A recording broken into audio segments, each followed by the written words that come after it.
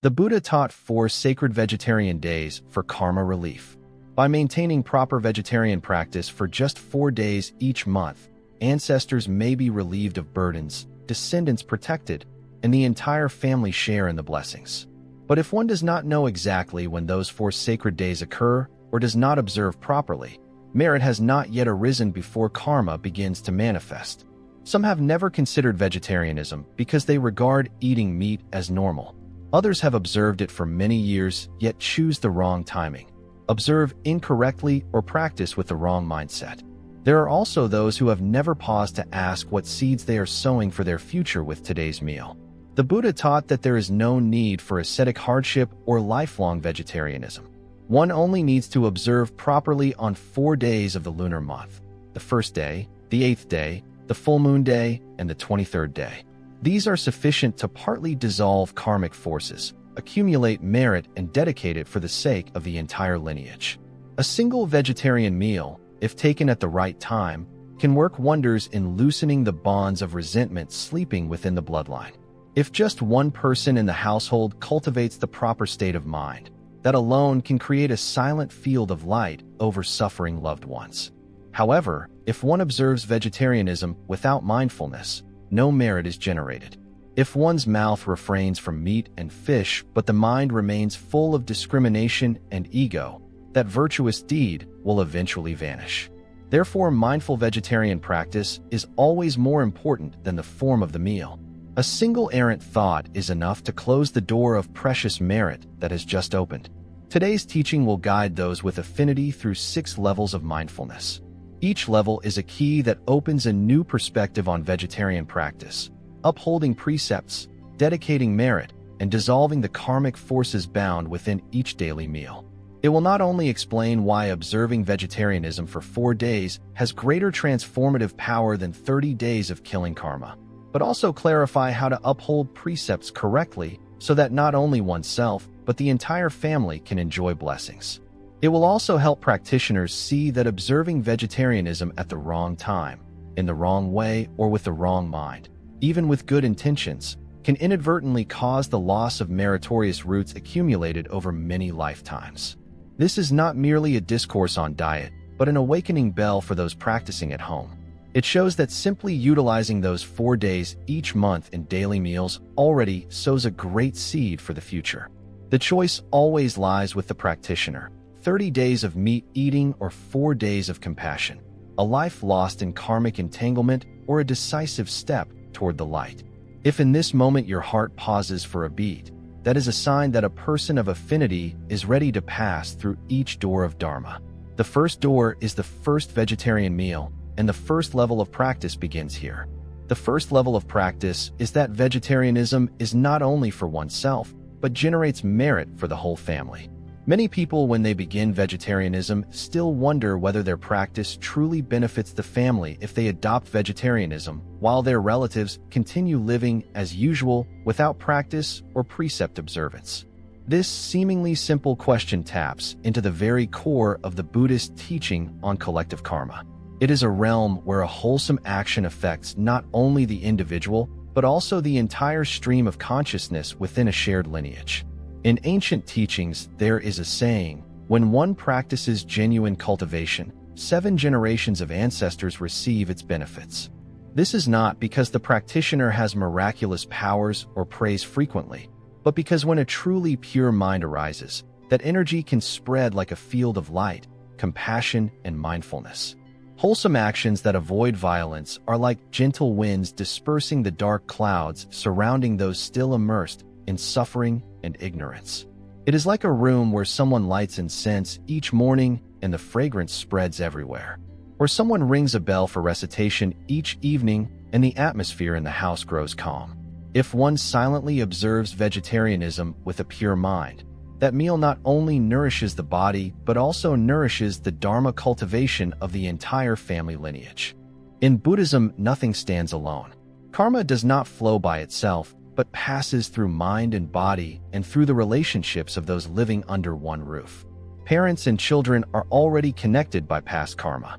When spouses live together over time, their mind forces begin to harmonize, causing karmic patterns to soak into grandparents and ancestors. If resentments remain unbroken, descendants in the present can either continue or transform them depending on their way of living. A vegetarian meal, if wrapped in filial devotion and a pure aspiration, can become a gentle breeze reaching distant realms where departed loved ones await a point of light for liberation. If in the moment of eating the practitioner quietly holds the intention, "Today I eat this meal to dedicate merit to my ailing mother, to my father who remains lost, to ancestors not yet liberated," then at that moment the meal is no longer mere nutrition, but a silent rite where the body is nourished and the spirit cleansed. There is no need for lavish feasts or elaborate offerings. A single bowl of rice, a calm mind, and a selfless aspiration without seeking fame or praise are enough to open a source of merit for the whole family. Loved ones may not know and others may not notice, but karmic forces have quietly been relieved, resentments have begun to dissolve, and light has silently crept into darkness. Many think that vegetarianism means hardship and giving up delicious dishes, but on closer reflection, it adds another opportunity to refrain from killing, to extend compassion, and to move closer to liberation for oneself and loved ones. Merit does not reside in the food, but in the mind at the moment of touching the food. If a person can maintain vegetarian practice for 4 days each month with full mindfulness, compassion, and correct aspiration, those seeds of goodness will quietly sprout in the karmic soil of the whole lineage. If ever you wonder what you can do for sick parents, for departed ancestors, or for innocent descendants, the answer sometimes begins with something very ordinary. A vegetarian meal observed on the right days, with the right mind and the right aspiration. Once that has arisen, that is only the first level. The second level asks why observing vegetarianism on only 4 days transforms karma more powerfully than 30 days of meat eating. Not all days of the month are the same. There are moments when heaven and earth become more peaceful than usual. There are mornings when the practitioner does not need to strive, but the mind spontaneously feels serene, and the hands clasp before the altar as if guided by something unseen. These movements are not random in the Buddhist teaching. Once it was taught that within the cycle of samsara there are special days when the light of compassion more easily touches the human realm. At such times, heaven and earth harmonize. Wholesome energy gathers, karmic forces settle, and the door of blessings opens. Those who know how to pause and flow can proceed without struggle. The first day, the 8th day, the full moon day, and the 23rd day of the lunar month are not merely traditional calendar markers, but points of connection among the 3 realms: the human world, the subtle realm, and invisible spiritual dimensions. On these days, the mind easily receives merit, easily transforms karma, and easily takes root. On those occasions, millions simultaneously set their hearts to cultivate virtue, upholding precepts, chanting the Buddha's name, reciting sutras, and observing vegetarian meals. That collective energy resonates, creating an intersection between people, between the mundane world and the higher realms. Buddhas of the 10 directions manifest to support anyone who generates wholesome intentions on these days. Like farmers who sow seeds when the soil is moist and the weather favorable, so that sprouts emerge vigorously, practitioners who observe vegetarianism on these 4 sacred days receive support from both heaven and earth, and from the communal current of merit generated by the practicing community. Some believe that vegetarian practice is always good, as long as one is sincere. That is not wrong. But if one has sincerity and also chooses the moments when heaven and earth harmonize, then the merit penetrates more deeply into the field of karmic potential and sprouts more readily. The blessings multiply exponentially. Consider 2 people chanting the same sutra, one amid city noise, another in nighttime stillness. With identical words and liturgy, the depth of transformation can differ greatly. Silence is a necessary condition for the Dharma mind to deepen. Likewise, right timing is the condition for blessings to fall upon the receptive soil of the mind, waiting for transformation. The 4 vegetarian days each month are not constraints but doors already opened, simply waiting to be passed through. They require neither extreme asceticism nor sudden life changes, only that, within each month, you pause 4 times. Kindle a meal without flesh, maintain a mind free from violence, harsh speech, and wrong thoughts. And in that small deviation redirect the vast stream of karma. If you observe vegetarianism on those days, merit multiplies, wholesome karma matures faster, and the mind settles easily into mindfulness and aspiration. But if you follow 30 days of habitual meat eating, living by inertia, then however sincere you are, the transformation remains incomplete. Many lack the affinity to observe a full month of vegetarianism, yet maintaining these 4 days is already a precious beginning, a silent promise to oneself, a brief pause amid life's current, and a quiet signal sent to the unseen realms that this person has begun returning. A single vegetarian meal on the 8th day may dissolve a grievance from a past life. A bowl of plain rice on the full moon day may become an invocation to a soul wandering in the intermediate realm. Yet if chosen on the right day, but with a disturbed mind and flawed practice, the merit cannot fully ripen. Therefore, the 3rd level of practice clarifies. Observing vegetarianism on the right day is not enough. You must also maintain the right mind. A vegetarian mouth does not guarantee purity, but a pure mind always forms the foundation of lasting virtue. This 3rd level of practice teaches that mind vegetarianism is the root of merit. Keeping the vegetarian days is good. Having vegetarian dishes is necessary. But if you stop at form without sustaining the mind, all the merit you think you've accumulated may slip away unnoticed. Some observe vegetarianism, yet look upon others with judgment. Those who have not begun are deemed inferior. Those still eating meat are seen as lacking virtue. Even without words, that gaze breeds separation, the root of suffering. Others boast of their practice. Silent cultivation is a wholesome deed. But if you frequently tell others, "I've refrained for so long, avoided so many foods, overcome so many challenges," you sow seeds of pride with every word. Some enforce vegetarianism without wisdom, demanding their family follow suit. The meal becomes an arena of conflict. Unready loved ones face criticism. Thus what should have been wholesome causes discord. Still others sit before their vegetarian meal full of complaint. "This is too bland, not nourishing enough. It's tiring to eat this way." Yet the lack lies not in the food, but in the absence of gratitude. When you fail to see the significance of non-harming, no meal will ever satisfy. The Buddha taught that killing occurs not only by knife, but also by mind.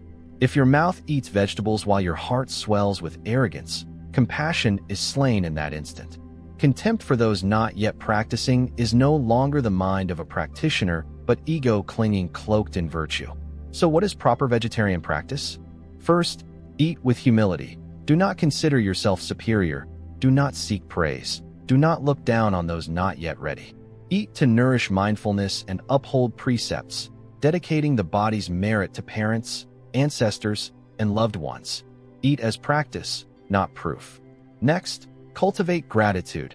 Each vegetarian meal is a great cause, supported by earth and sky, sown by farmers, prepared by cooks, carried through countless causes to reach your table.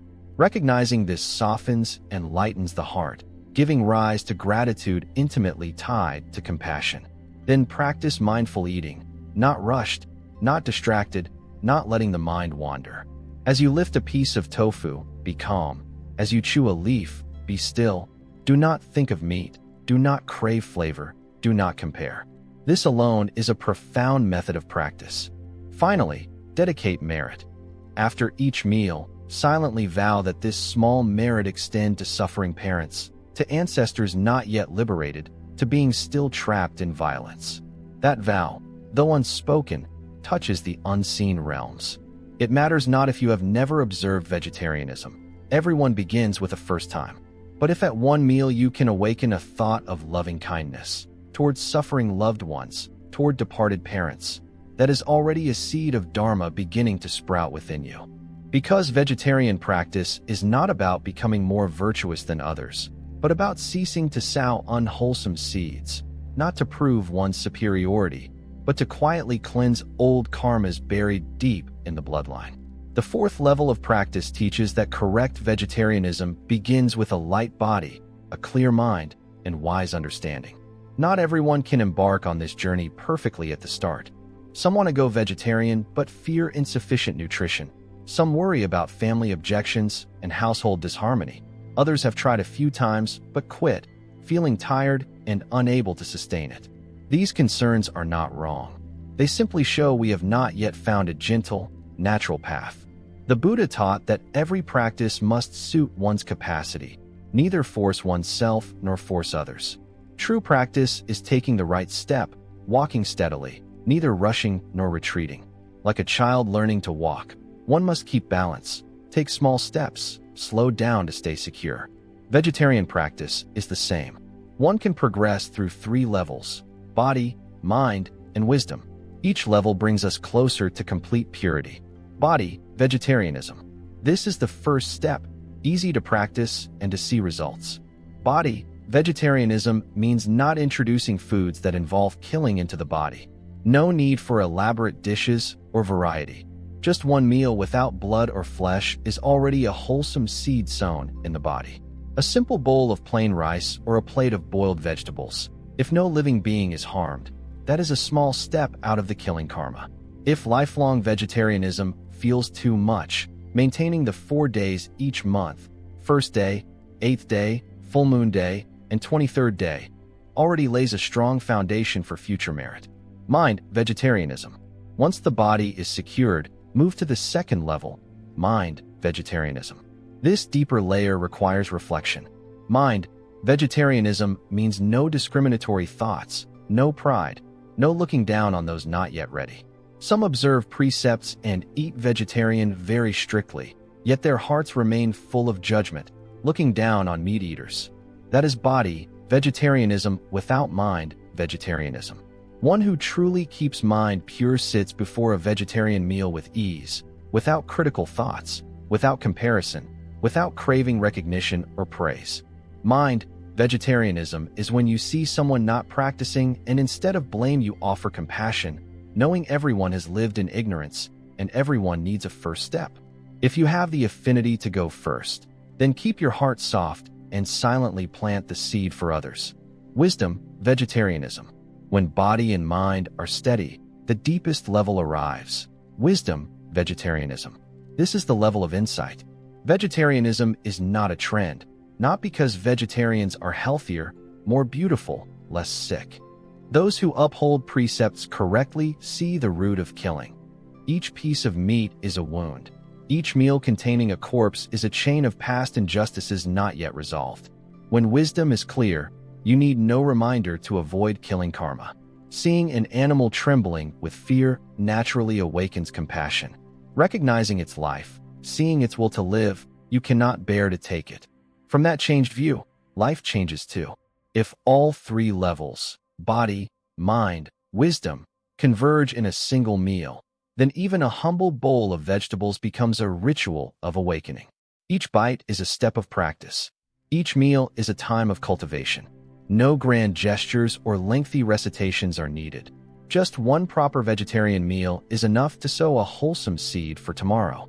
For those who have never tried vegetarianism, do not pressure yourself to start perfectly. Just keep those 4 days each month, and you have begun a wholesome practice. You need not isolate yourself or create tension at home. Just keep your heart peaceful and joyful, neither causing yourself hardship nor burdening others, and you are on the right path. Even if no one else in your household practices, do not worry. Your quiet perseverance and gentle presence become a small lamp.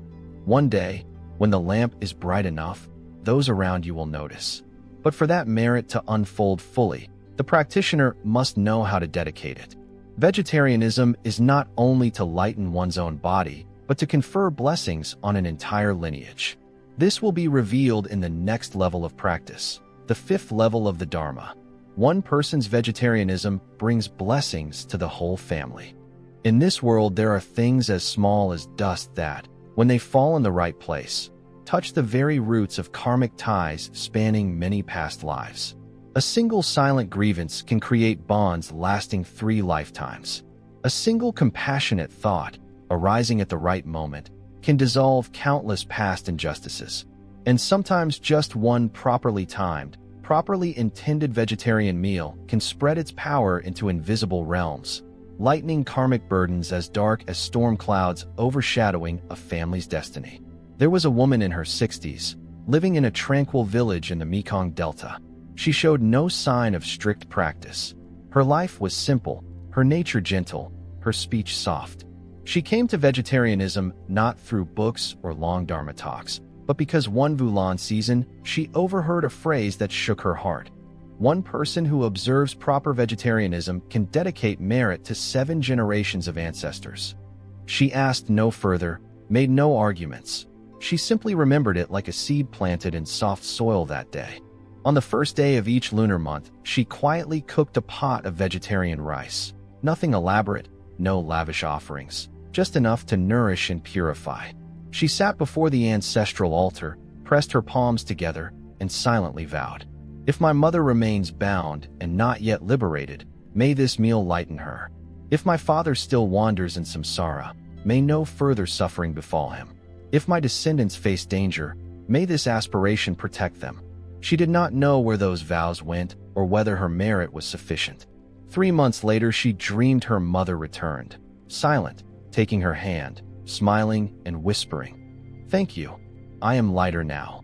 Waking, she found tears soaking her pillow, not from sadness, but from sensing deeply that something subtle had shifted. And as the Buddha taught, mind is the forerunner, mind is chief. When one practices vegetarianism from filial devotion, not to prove one's precepts but to liberate one's ancestors, that meal itself kindles an invisible incense. No smoke, no flame, ascending to the deepest realms. Practitioners need not wait until old age, until illness strikes, or until the whole family agrees before beginning. If one person quietly sows wholesome meals, the path of light for the entire lineage begins.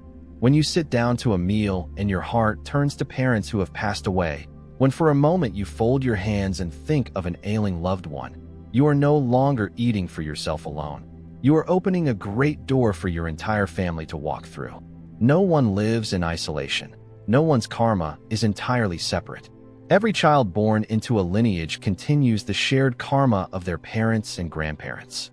If our present lives still contain seeds of violence, our descendants will inherit the unresolved results.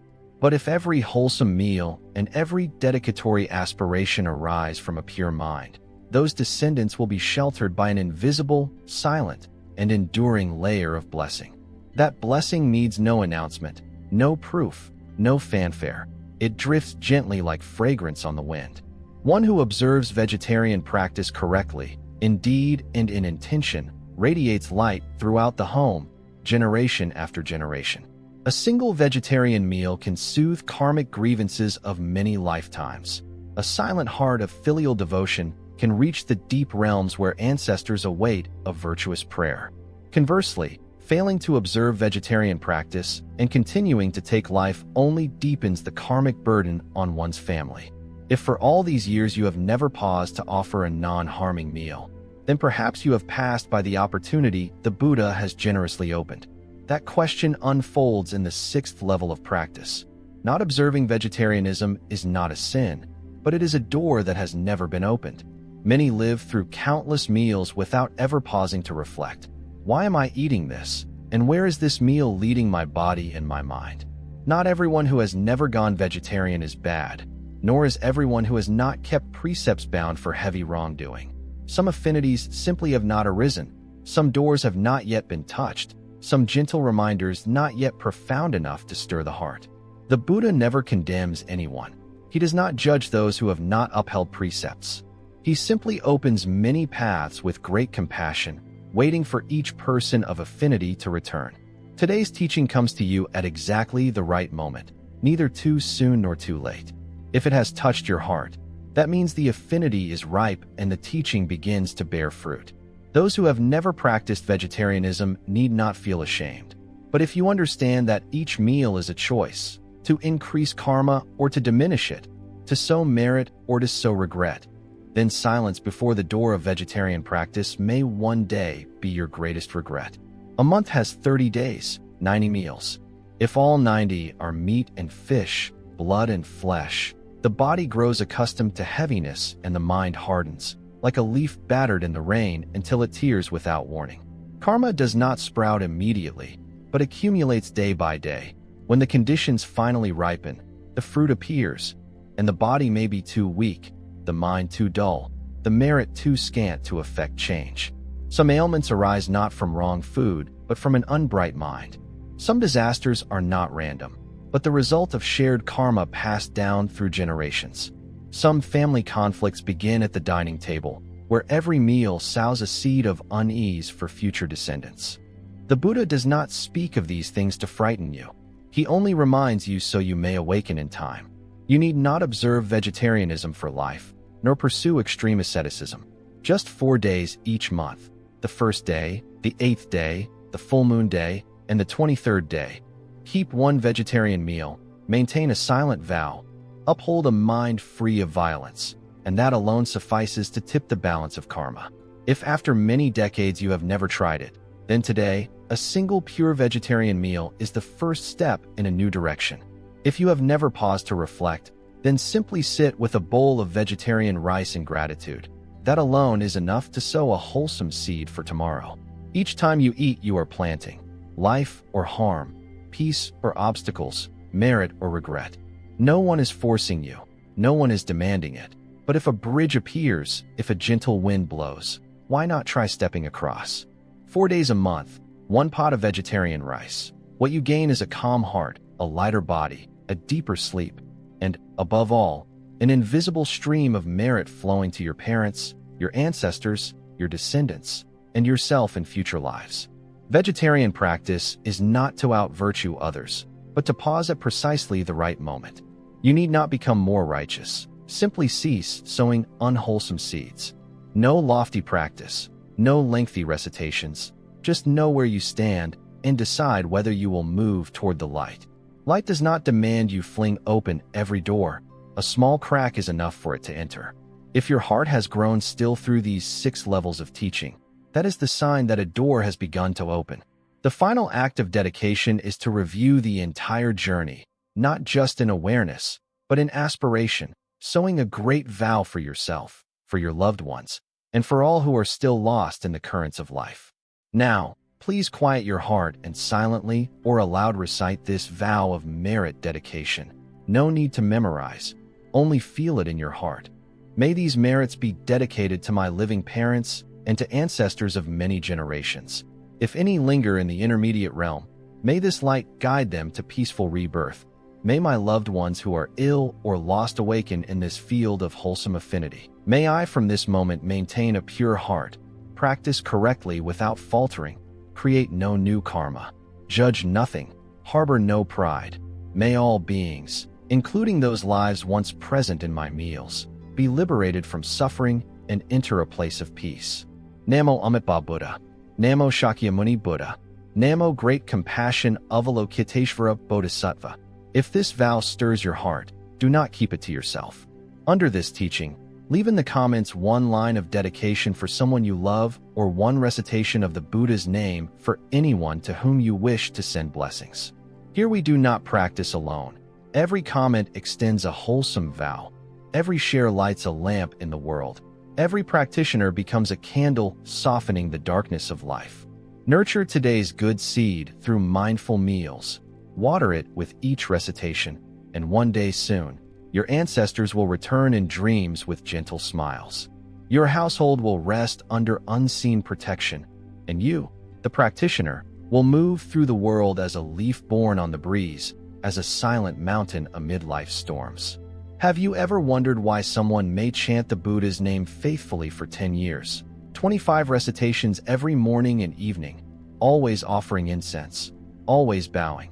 Yet domestic strife persists, children remain unruly, illness lingers, and money slips away like water? Some have cried before the Buddha's altar, sobbing, "Buddha, am I so unblessed that my practice yields no transformation? Or have I not done enough, so suffering still clings?" But the truth is not so. The Buddha never fails to hear. The Bodhisattvas never turn away. It is not that your practice is insufficient or that you are unlucky, but that you have not taken one crucial step on the path: dedication. You may have heard the word dedication before, even uttered a few habitual lines at the end of each session. But if dedication is mere rote, spoken unconsciously, while your mind still drifts, it is like refining medicine yet forgetting to extract its essence. You may recite countless names of the Buddha, bow with deep reverence. Yet without proper dedication, the merit you accrue is like water agitated on the surface that never seeps into the field of mind, never ripens into sweet fruit for your family or your own life. Some count beads every day, voices falling into each chant with sincerity, yet their hearts remain unsettled, their households still troubled, their children still ill or struggling in school. They begin to doubt, sighing before the altar, "What have I done wrong that nothing changes?" The answer does not lie in how much practice you do, but in whether you know how to dedicate it properly. Chanting is sowing seeds. Dedication is channeling their waters into the fields where they can grow. Without dedication, merit is like a seed dropped on stone, hardly able to sprout. Without dedication, old karma is a swift current that sweeps away any new wholesome intentions as soon as they arise. A single wholesome thought, when dedicated with a vast heart, is like lighting 100 lamps. The light does not diminish but spreads ever wider. Yet a solitary wholesome thought kept to oneself is like a flower placed alone in a vase, beautiful but solitary. We all wish for our children's peace and success, but is our heart truly expansive? Sometimes we conclude our recitation of the Buddha's name and pray only for ourselves, forgetting those beside us, forgetting our deceased parents, forgetting lingering debts and the beings still suffering. A small heart yields limited merit. So long as clinging remains, the garden of blessings cannot flourish. Some say, "I visit the temple often, I offer generously, I do much good, yet my children still stray and suffer." It is because that merit has not been guided to where it is needed. Merit is like rainwater. When channeled into the fields, the crops thrive. Otherwise, the water runs off in vain. Others ask, "I chant faithfully, so why do my spouse and children not feel its influence?" Because you have never dedicated it to them. You practice, but your vow has not been opened. You have not sent that wholesome energy their way. Each person carries their own stream of karma. If unconnected, no matter how diligently you practice, they remain outside the circle of light. Some rush to practice for a month or two, see no change, and fall into discouragement. But karma is not like cooking over a fire. It does not ripen in an instant. Some karmas have been accumulating over many lives and require day-by-day transformation. Merit likewise is like water dripping into a vessel over time. It takes patience to fill. Do not expect overnight results. The Dharma is not magic that appears instantly, but the principle of cause and effect, the ripening of conditions, the uninterrupted practice of virtue. If you are hearing these words, then perhaps this wholesome affinity has brought you before the unopened door of dedication. When you truly understand and practice dedication correctly, you will witness wonders unfold. Not only will your own heart grow lighter, but your household will gradually change. For you find peace, and your children naturally harmonize and prosper. Dedication is not a ritual that ends a chanting session. Dedication is a profound practice, vast as the ocean and empty like space, wondrous as a lotus blooming in the mire of old karma. Dedication is how you transfer wholesome energy from the isolated self into a shared resonance, from a small mind into a vast vow. Only then can karma be resolved and merit bear fruit.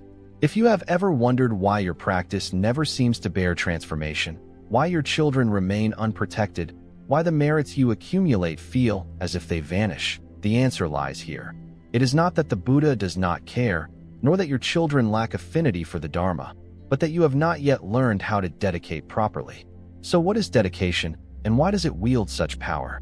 How can an act that seems so simple alter the course of an entire lineage's karma, transform a family's destiny, and shield your children in this life and beyond? At first glance, the term dedication often appears as the closing section of a chanting session. Some treat it like a brief prayer after performing good deeds. Others mechanically read a few lines at the end of a retreat, their minds already wandering toward worldly concerns. But understanding dedication in that limited way grasps only its shell without ever touching its core, the compassionate heart that the Buddhas and patriarchs have entrusted to this practice. In Buddhist teaching, the character hoi means to return or redirect. Hung means to offer or direct toward. Dedication is the act of redirecting the wholesome energy generated by one's practice and good deeds, offering it towards specific recipients or, more broadly, the entire Dharma realm. It is not about hoarding merit like treasure in one's own bag, but opening one's heart like someone lighting a lamp for another. Dedication is not merely an action, but a mode of cultivation, a means to uproot ego clinging, relinquish the self, and allow merit to become boundless and unobstructed. Some ask, if chanting the Buddha's name and doing good deeds are causes and merit is the effect, why bother dedicating? The answer is that merit is not yet the final fruit. Merit is like a seed, precious and potent, but if not sown in proper soil, not nourished, not protected, it will wither, be eaten by birds, or fall on barren rock and never sprout. Dedication is the channel that leads water to the fields, provides shade for tender shoots, and places the seed in an environment where it can grow into fruition. In the scriptures, patriarchs compare dedication to lighting one lamp with another. The original flame is undiminished, and the combined brightness only increases. Likewise, when you dedicate merit, your merit does not dwindle but expands. From a single wholesome act, you connect to countless other favorable conditions. Those connections will eventually return to support you, transform your karma, and guide your life toward greater stability. The greatest wonder of dedication is that it does not merely multiply blessings, but also breaks attachment. When you do good and dedicate its merit to your loved ones, to your parents, to those who have harmed you, to all sentient beings, your mind no longer clings to the small self. You no longer guard merit like personal property, and thereby you truly relinquish ego clinging, the root of all suffering. That merit becomes enduring, profound, and pure. Conversely, if you do good but keep it to yourself, hoping for personal gain, it is like holding sand in your hand. The tighter you grasp, the more falls away. A possessive mind is born of fear of loss.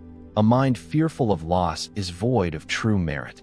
To preserve merit, one must let go. To hold, one must give. To receive, one must be willing to share. Some practitioners excel at reciting mantras thousands of times, chant sutras multiple sessions a day, and give alms generously. Yet if they do not dedicate or only dedicate to themselves, that merit remains fragile. At the first rise of unwholesome thought, an outburst of anger, a moment of resentment, years of practice can be undone. Dedication offers a way to safeguard merit, like depositing valuables in a secure vault, preventing daily upheavals from sweeping it away. Others may recite a few Buddha names each day or perform small acts of kindness. Yet when they dedicate with a broad mind, their merit flows endlessly like a spring. A mother who, after chanting, folds her hands and dedicates, "May this merit be offered to my child for health, success, freedom from illness, and encounters with beneficial conditions. May it also benefit my parents' well-being, dispel obstacles, and liberate all beings from suffering." That single heartfelt vow, repeated daily, accumulates immense power. Dedication is not an add-on, it is the essence. Dedication is not a few closing lines after retreat, but the path by which merit transforms into results. Some may chant prolifically or give generously, yet if their dedication prays only for a child's exam success, a lottery win, or their spouse's business prosperity, that is conditional dedication born of craving. A mind of craving is fertile ground for delusion. When desires fail to materialize, doubt arises. When results are slow, disappointment follows. Such dedication lacks force because it is not born of a pure mind. The Buddha taught that genuine blessings cannot arise from a mind of craving.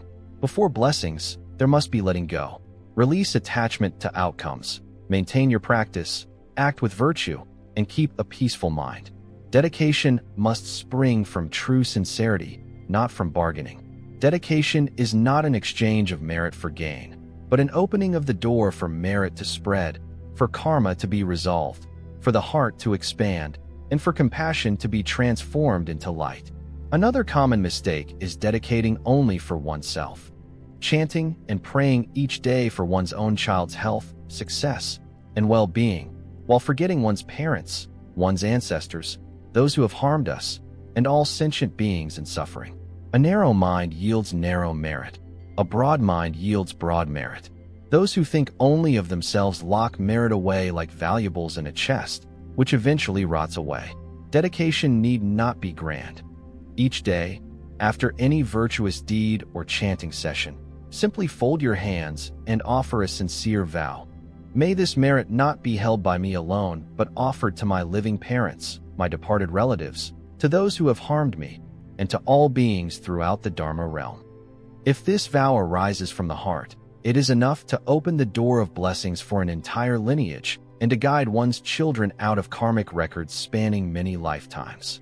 Some have recounted practicing for years without domestic peace, without business success, with children still leading troubled lives, until they learned about proper dedication. Every evening, no matter how busy, they devoted a few minutes to sincere, correct dedication.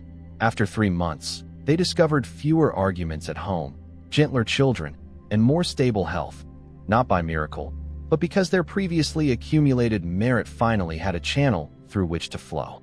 Practitioners need not fear lacking merit, only fear not knowing how to preserve merit, not knowing how to direct it where it is needed. Dedication is the way to guide merit along its proper path, to keep it from dissipating, the invisible thread linking wholesome karma to peaceful results, and the light that connects the human heart with the vast Dharma realm. Some have asked, if I don't have time to chant extensively, can I simply recite the Buddha's name a few times and then dedicate merit? The answer is yes. What matters is your mind. A person who recites only a few Buddha names with full faith and a vast aspiration may generate deeper merit than someone who chants for hours while thinking of worldly matters. An elderly woman in a poor rural village lights incense and recites the Buddha's name a few times each day. She folds her hands to dedicate merit for her children's safety, for her departed parents' liberation, and for the end of suffering among all beings. She knows few words, memorizes no long sutra, yet her household is remarkably peaceful. Her children are gentle and well-adjusted. Not because she is skilled, but because she is sincere, not because she chants much, but because she knows how to dedicate. That mind, untainted by calculation, unconcerned with recognition, free from ego, forms the true foundation of a blessed life. In the Dharma, proper dedication is not merely a silent prayer, but a stream of energy guided in the right direction. Practitioners need to understand and apply all 5 levels of dedication. Each level is a rung on the ladder that carries merit throughout the Dharma realm. Each opens a door to new layers of karma, new affinities, new grievances, and new expressions of love woven through countless lifetimes. First level, dedicating for oneself. This first and most essential level is dedicating merit to yourself. At first, some may worry this seems selfish or opposed to altruism, but dedicating merit to yourself is the foundational root. Only with a stable self can you radiate stability to others.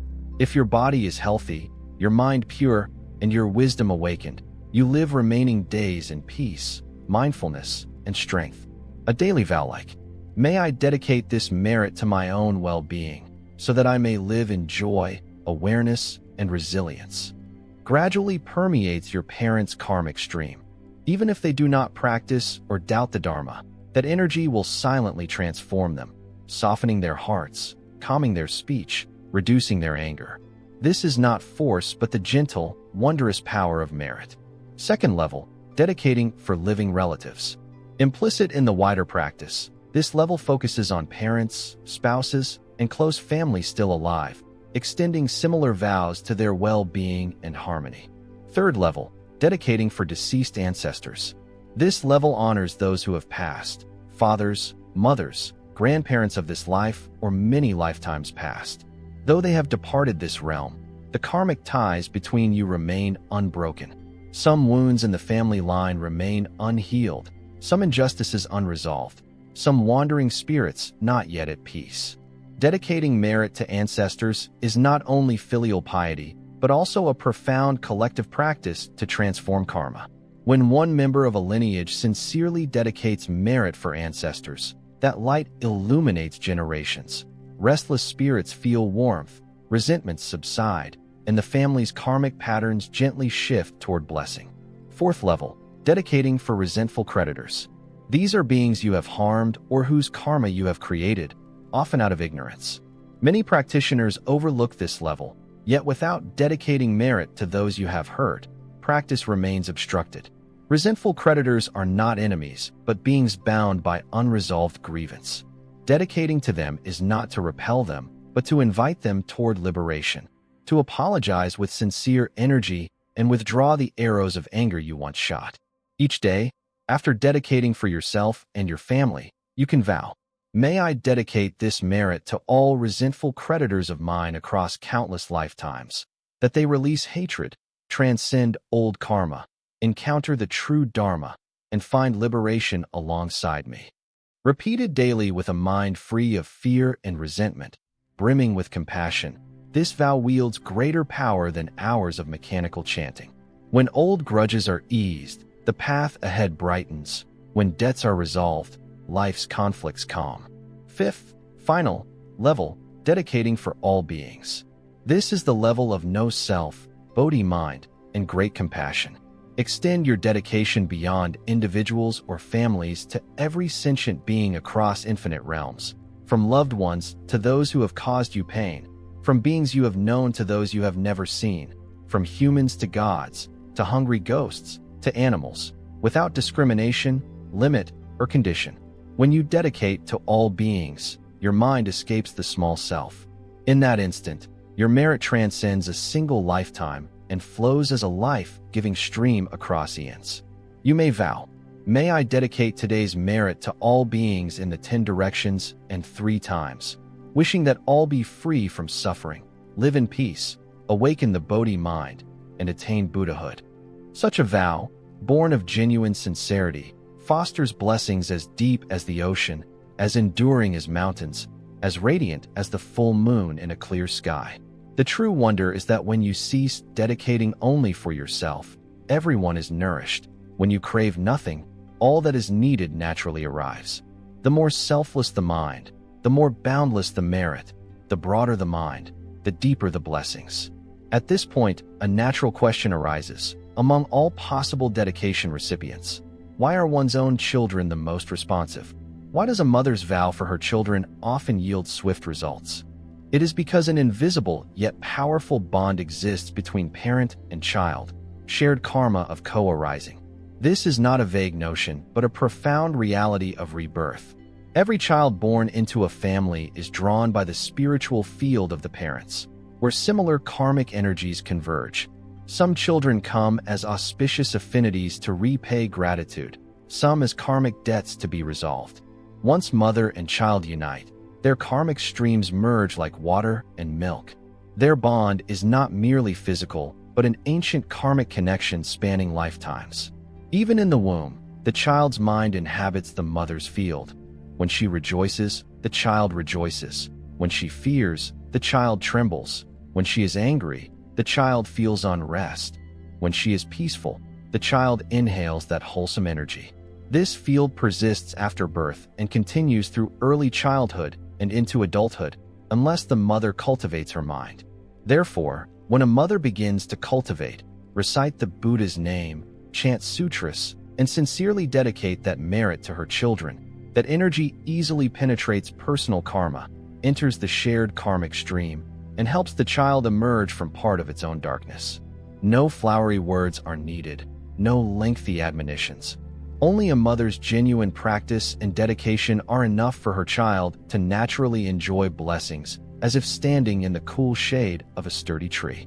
You can see this clearly in many families. Children who once struggled academically, suffered poor health, or experienced emotional instability gradually recover. Their illnesses ease, moods stabilize, and studies improve.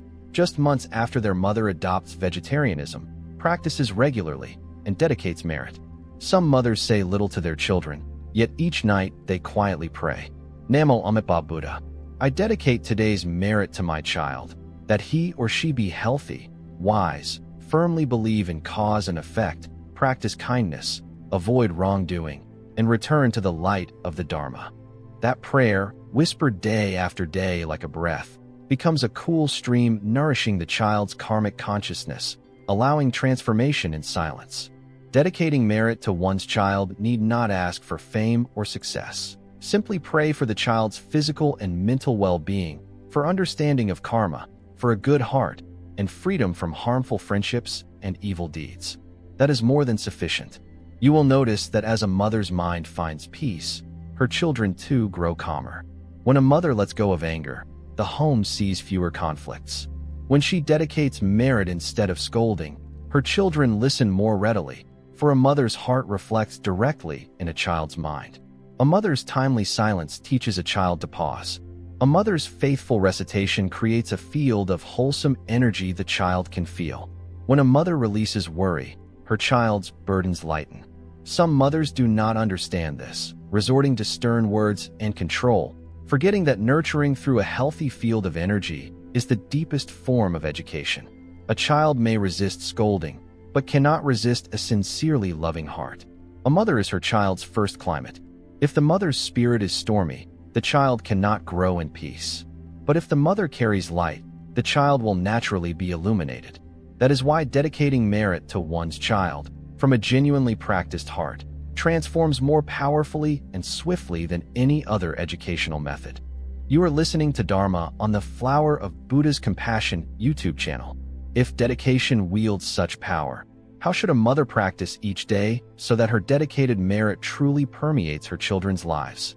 The answer lies not in elaborate rituals, but in the sincerity of your heart. You need not wait for long chanting sessions, nor finish an entire sutra before dedicating, nor create ideal conditions to begin. The moment your mind is present, you can start dedicating.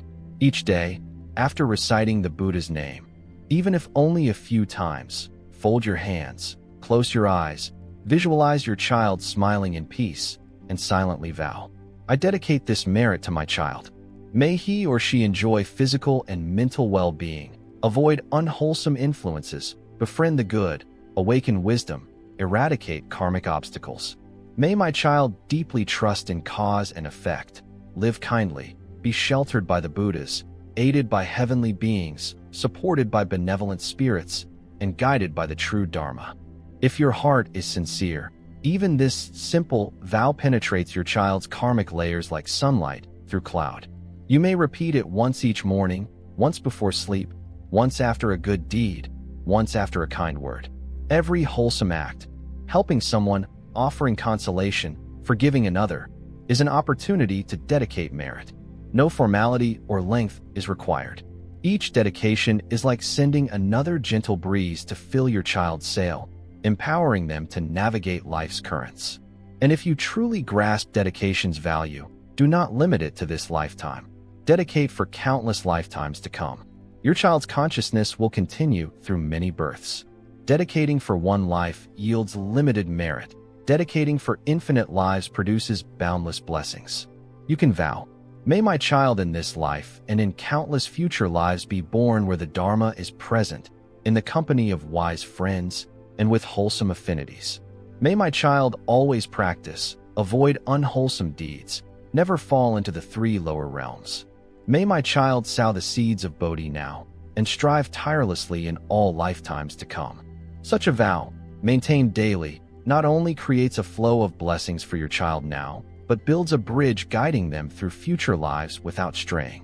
A human life is limited, but merit is not. You cannot hold your child in your arms forever, but you can give them an endless guiding light.